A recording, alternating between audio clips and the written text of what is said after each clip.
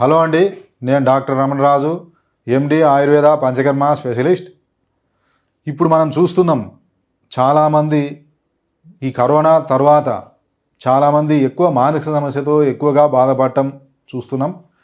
మనం ఇంతకుముందే చాలా ఎపిసోడ్స్లో వీడియోస్లో మనం చెప్పుకున్నాం. స్వస్థుడు అంటే ఆయుర్వేద ప్రకారం శారీరకమైనటువంటి దోష సమతుల్యతో పాటు మానసికమైనటువంటి దోష సమతుల్య కూడా అవసరం. ఓన్లీ శారీరక స్వాస్థ్యం ఉంటేనే అతన్ని స్వస్థుడు అనరు. మానసికమైనటువంటి స్వాస్థ్యం కూడా ఉండాలి, ఆత్మ స్వాస్థ్యం కూడా ఉండాలి. అప్పుడే అతన్ని స్వస్థుడు అని చెప్పడం జరుగుతుంది. ముఖ్యంగా ఆయుర్వేదంలో శారీరక దోషాలు, మానసిక దోషాలు. ఆయుర్వేదంలో ముఖ్యంగా వాతపిత్త కఫాలు అనేటి శారీరక దోషాలు. ఇవి సమాన స్థితిలో ఉంటే అతను స్వాస్థ్యుడిగా ఉన్నట్టు లెక్క. అదే మానసిక దోషాలుగా మనం ముఖ్యంగా సత్వగుణం, రజోగుణం, తమోగుణం ఉంటుంది. స్వస్థ గుణం అనేది మనకు అది మానసిక దోషం కింద రాదు. ఓన్లీ రజో తమో గుణాలే మనం ఈ మానసికమైనటువంటి వ్యాధులకు కారణం. మరి ఆయుర్వేద ప్రకారం కూడా ఈ మానసిక సమతుల్య వల్లనే ఈ శారీరకమైనటువంటి వ్యాధులు కూడా వస్తాయి. ఎందుకంటే మెయిన్ మనకు మానసికమైనటువంటి కారణాలే శారీరకమైన వ్యాధులకు బీజాలు. ఈ శారీరకమైనటువంటి వాటి కారణం ఆయుర్వేదంలో రజోగుణం, తమోగుణం. వీటి లక్షణాలు ఉంటాయి. మళ్ళా సత్వగుణం లక్షణాలేంటి, రజోగుణ లక్షణాలేంటి, తమోగుణ లక్షణాలేంటి.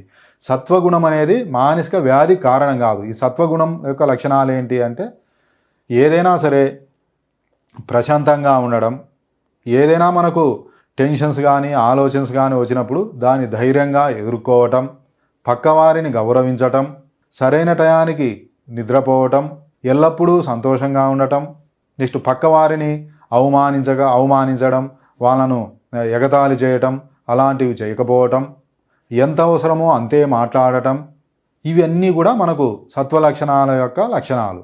అయితే ఈ సత్వగుణాన్ని పెంపొందించేటటువంటి ఆహార పదార్థాలు కూడా ఏంటి అంటే ఫ్రెష్గా ఉండేటటువంటి కూరగాయలు, ఆకుకూరలు, పాలు, నెయ్యి, డ్రై ఫ్రూట్స్ కానీ ఇలా ఫ్రెష్గా ఉండేటువంటి ఆహారం తీసుకుంటే ఎవరికైనా సత్వగుణం పెరుగుతుంది. నెక్స్ట్ రజోగుణం. రజోగుణం అంటే ఏంటి? చిన్న చిన్న విషయాలకి ఎక్కువ కోపడ్డం, పక్కనోని కొట్టడం, లేదంటే తన దగ్గర ఉన్నటువంటి వస్తువులను విసిరేయటం, ఇవన్నీ కూడా మనకు రజోగుణం ఎక్కువైతే. అలా కాకుండా రజోగుణం నార్మల్గా ఉంటే నాయకత్వ లక్షణాలు ఉంటాయి. రజోగుణం నార్మల్గా ఉంటాయి. ఏంటి అంటే ఇప్పుడు ఎక్కువ రాజకీయ నాయకులకు కూడా రజోగుణం ఉంటుంది. అంటే నాయకత్వ లక్షణాలు రావాలి అంటే రజోగుణం ఉండాలి. అంటే ఏంది? ఏదైనా సరే ప్రాబ్లం వచ్చినప్పుడు దాన్ని ఫాస్ట్గా సొల్యూషన్ చేయటం, నెక్స్ట్ నలుగురిని కలుపుకొని ముందుకెళ్ళటం, ఏదైనా సరే సమాజంలో ఏదైనా ప్రాబ్లం ఉంటే దాన్ని తట్టుకోలేకపోవటం, ఎదురు తిరగటం, ఇవన్నీ కూడా మనకు రజోగుణ లక్షణాలు. మరి ఆ రజోగుణం నార్మల్గా ఉంటే ఇవి ఉంటాయి. ఎక్కువ అయితే మనం ఇంతకు చెప్పినట్టు ఊరు కురిగిన గొడవ పడడం, కొట్లాడడం, కొట్టించుకోవడం, ఇవన్నీ కూడా జరుగుతాయి. మరి ఈ రజోగుణాన్ని పెంపొందించేటటువంటి ఆహార పదార్థాలు ఏంటి అంటే చికెను, మటను, స్పైసీ ఫుడ్ ఎక్కువ తీసుకోవటం, పికిల్స్, ఇలా స్పైసీ ఫుడ్ ఎక్కువ తీసుకోవటం ద్వారా ఈ సమస్య పెరుగుతుంది. నెక్స్ట్ తమోగుణం. తమోగుణం ఉన్నవారు ఏంటంటే ఏమైనా సరే మనకెందుకులే అని వదిలేస్తారు. ఇతనికి ఆలోచించేటటువంటి ఆ శ్రద్ధ కూడా ఉండదు. తగిన నిర్ణయం తీసుకోలేని అశక్తత, ఎప్పుడు మనకెందుకులేని అలసత్వంగా పడుకుంటారు. మన వరకు వచ్చినప్పుడు చూస్తాంలే అని నెగ్లెక్ట్ చేస్తుంటారు. వీరంతా కూడా ముఖ్యంగా మనం తామస గుణం. ఈ తామస గుణం వారు ఎప్పుడూ నిద్రపోవటం, దొంగతనం చేయటం, ఇలాంటివన్నీ ఎక్కువ చిన్న చిన్న విషయాలకే భయపడడం, ఏదైనా సరే గొడవ వస్తే పారిపోవటం, ఇవన్నీ కూడా ఇది తామస గుణం. ఈ తామస గుణాన్ని పెంపొందించేటి ఇవన్నీ ఇంతకుముందు చెప్పినటువంటి మటన్, చికెన్, అదేవిధంగా ఎక్కువ నిల్వ చేసినటువంటి ఆహార పదార్థాలు తీసుకోవటం, ఇవన్నీ తామస గుణాన్ని ఉత్పత్తి చేస్తాయి. కాబట్టి ఈ లక్షణాలు ఏమున్నాయి?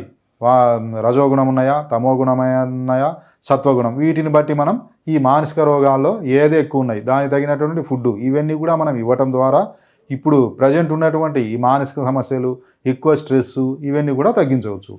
అదేవిధంగా ముఖ్యంగా ఈ కఫగుణం ఎక్కువ ఉంటే సత్వగుణ లక్షణాలు ఉంటాయి, వాతగుణ లక్షణాలు ఎక్కువ ఉంటే తమోగుణం ఉంటాయి, అదేవిధంగా పిత్తం ఎక్కువ ఉంటే రజోగుణ లక్షణాలు ఉంటాయి. వీటిని బట్టి ఇప్పుడు మనం చాలామందిని చూస్తుంటాం. ముఖ్యంగా ఎక్కువ సాఫ్ట్వేర్స్ కానీ ఎక్కువ స్ట్రెస్కు గురై నెక్స్ట్ నిద్ర రాలేకపోవడం చెప్పడం, నెక్స్ట్ కళ్ళు డ్రై కావటం, ఇవన్నీ కూడా చూస్తుంటాం. వాటిని బట్టి మనం ఈ వాతపిత్త కఫ లక్షణాలు బేరీ చేసుకొని వాటికి తగిన ఆయుర్వేద మందులు, అదేవిధంగా పంచకర్మ ట్రీట్మెంట్ ఉంటుంది. ఇవన్నీ మనం చేయటం ద్వారా ముఖ్యంగా ఆయుర్వేదంలో ఈ మానసికమైనటువంటి వ్యాధులకు కూడా సమగ్రమైన ట్రీట్మెంట్ ఉంది. ఇవన్నీ కూడా మన మెడి9 ఆయుర్వేద హాస్పిటల్లో లభ్యమవుతున్నాయి.